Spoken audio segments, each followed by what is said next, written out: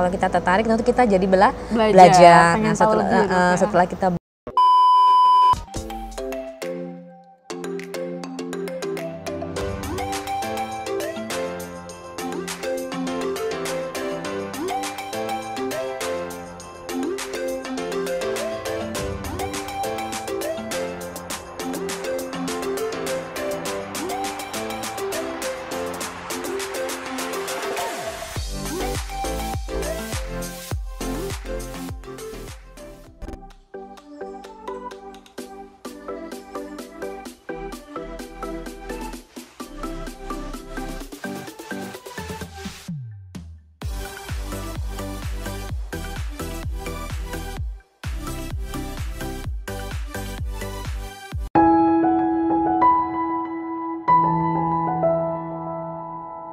Halo teman-teman semua, hari ini aku lagi ada di acara Millennial Dokterpreneur Business Seminar di Hotel Santika Premier Bintaro. Hari ini aku lagi bareng sama Dokter Farina nih. Halo. Dokter kita. Jadi beliau itu pemilik dari klinik Farina Beauty Clinic yang pusatnya ada di Karawang ya dok ya. Iya betul.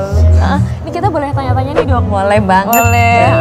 Mau nanya dok, kalau untuk awal karir dulu bangun dokter mutusin bisa jadi dokterpreneur tuh gimana bisa buka klinik? Oh ya, awalnya saya itu dokter perusahaan, bekerja lah buruh ya, buruh pabrik selama 12 tahun.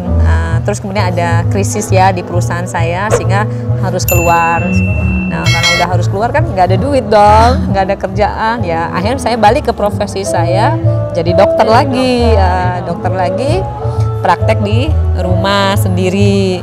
Nah pelan-pelan kan praktek sendiri ya karena dirintis sedikit demi sedikit akhirnya pasiennya bertambah.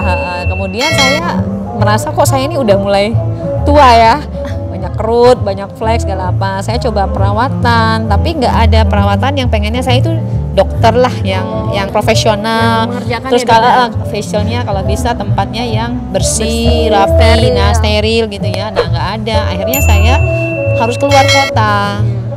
Wah kayak peluangnya bagus nih. Ya akhirnya saya belajar kecantikan, kemudian saya netepin lah, ya udah kita mulai buka usaha deh, buka klinik kecantikan. Jadi saya ada join sama beberapa teman, buka klinik kecantikan di Karawang waktu di Karawang itu ya, awalnya ya dok ya. Terus kalau misalkan yang selanjutnya nih, kan dokter nih sekarang udah punya berapa? 17 ya dok? 17 cabang 17 cabang, hebat banget ya dok. Amin, mudah-mudahan tambah banyak lagi ya dok ya. Makin berkembang makin berkembang, makin bikin cantik semua wanita Indonesia. Nah untuk pertanyaan kedua nih dok, kalau untuk resto gimana dokter Farina bisa sampai buka cabang ke 17 klinik itu gimana dok? Oh ya, saya sampai bisa buka multiplikasi bisnis saya ya terutama dengan manajemen yang profesional, kemudian leadership lah ya yang kuat, kemudian teamwork. Kemudian ya tentu ada pinjaman-pinjaman dari bantuan bank juga. Terus kemudian ya kita inovasi terus ya, terus ya kerjasama lah sama dengan beberapa orang, berkolaborasi ya. Memang sarannya tuh kalau di dokter startup ini tadi katanya kita tuh harus kolaborasi biar bisa lebih besar lagi ya, betul. Kalau untuk yang ketiga nih dok, tips untuk para pemula nih untuk buka klinik kecantikan tuh tipsnya apa sih? Oke, pertama tentu kita harus sesuai dengan passion kita juga ya. Jadi kita buka usaha itu tertarik. Nah kalau kita tertarik tentu kita jadi belajar. Nah setelah kita belajar kita harus fokus. Fokusnya maksudnya fokus dengan planning kita. Oh kita mau buka usaha klinik kecantikan. Itu yang harus ditekankan di alam bawah sadar kita, juga di dalam visi kita. Setelah kita punya planning, ya kita mungkin merencanakannya dengan lebih baik, dengan organizing, cari orang, cari tim kita, terus kemudian siapin permodalan. Pemodalan kalau mau modal sendiri boleh, modal pinjaman boleh ya. Tapi kan kalau kita mulai dengan pinjaman bank kita harus hati-hati. Terus setelah kalau udah jalan usahanya ya fokus juga lagi. Fokus, terus berinvestasi terhadap usaha kita itu terus. Jadi setiap laba dari usaha kita tuh jangan kita merasa udah wah enak aja diambil kan. Kadang-kadang konsumtifnya langsung tinggi. Nah itu yang harus diperhatikan.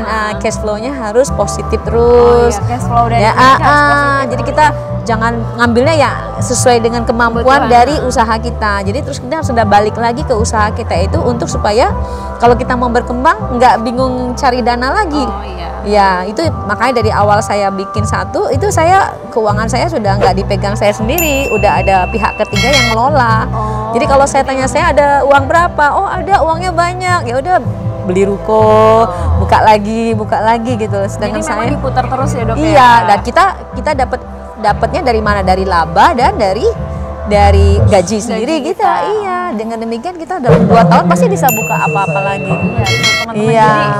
Jadi tadi saran dari dokter Farina tuh kalau punya klinik, kalau bisa cash flow-nya kalau positif. Iya. Terus kalau ada keuntungan jangan langsung konsumtif. Buat Kan beli maksud- tas ya dok.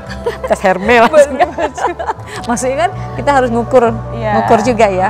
Tapi kan kalau konsumtif itu kadang-kadang membuat kita jadi tergiur ya. Iya. Lihat wah sekarang kan medsos, Instagram, pokoknya semua pakai yang branded apa. Wah kita masih rugi ngambilin uangnya gimana? Nanti usahanya nggak jalan.